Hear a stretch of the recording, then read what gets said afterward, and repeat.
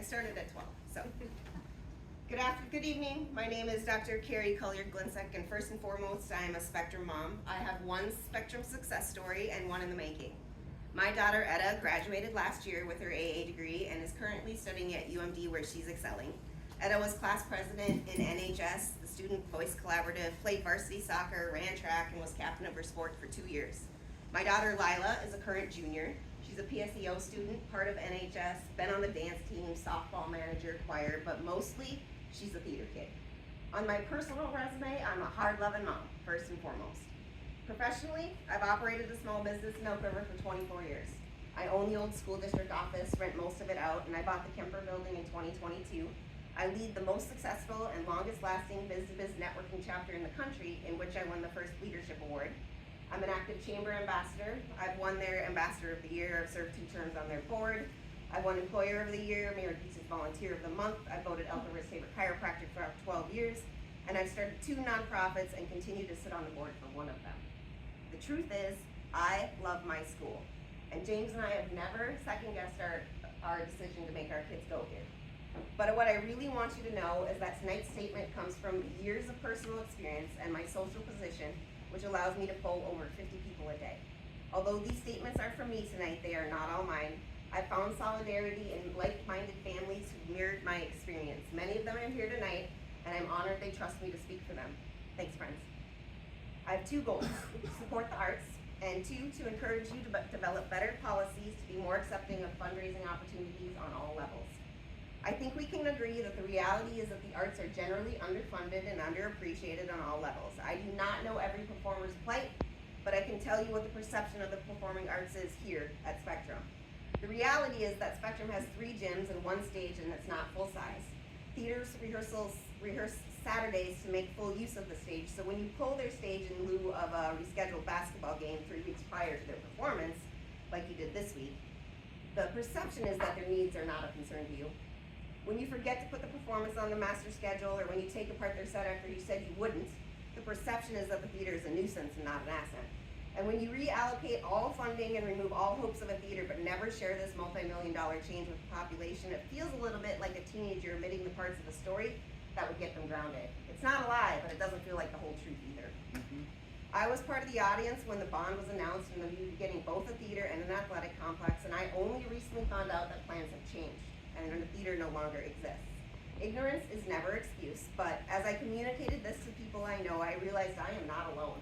Most people think there is a theater in the future or are unaware that plans have changed. Once I learned this reality, I reached out to director to see if I could help. I have no reservations in saying I can raise $1 million. Although Mr. DeHaan was enthusiastic about my offer, I sensed an overwhelming skepticism. Not surprised. My experience when on the topic of fundraising, efforts have been met with what I can only describe as awkwardness and negativity.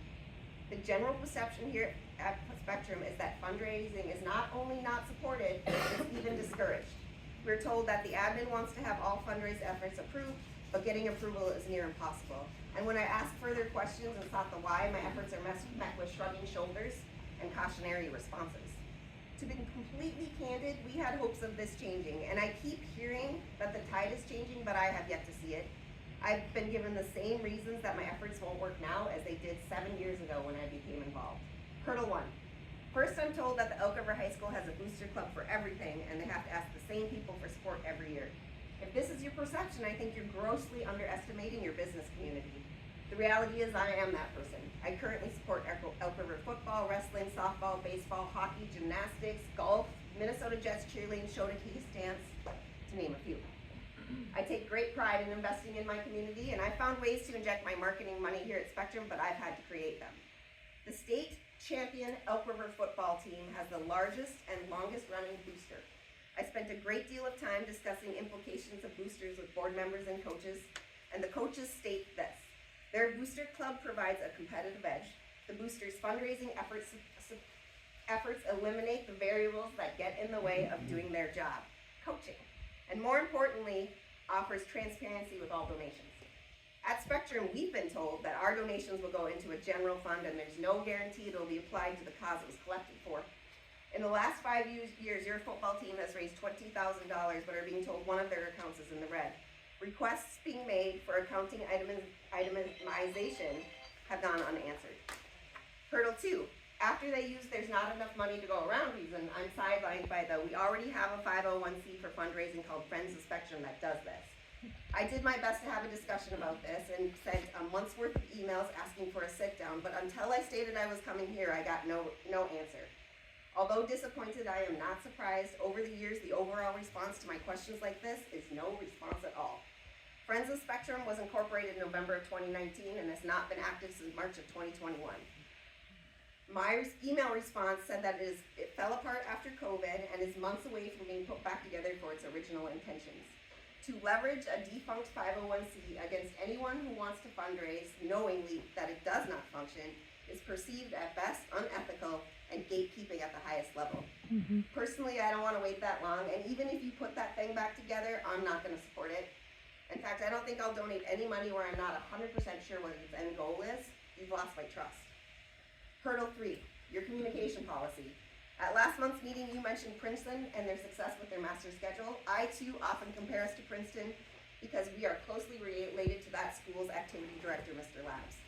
When concerns surface, instead of cowering behind a communication policy, he welcomes parents and students to communicate and offer immediate solutions. The result for Darren and Princeton across the board is respect and real teamwork. Comparatively, our quests are batted away with Spectrum's communication policy. This common theme has been fostered in the sarcasm that if we had $1 for every time the response to our concern was, did you refer to the communication policy for this? We already have funded a theater. If your communication policy was designed to bulletproof leadership from hard questions and give justification to stonewalling tactics, well then it's working. But it's breeding contempt in the ranks. It is unfortunate the process has brought me here today. I, like many before me, have tried going through the appropriate channels and failed. And when most people get to this stage I'm at, they give up, which I perceive to be your goal. We'd like to understand why. We believe the way your current policies are playing out is fostering stonewalling and placing a chokehold on our school's financial well-being. A blanket stifling of all fundraising activities with a myriad of excuses is just not good enough anymore. Our students deserve better.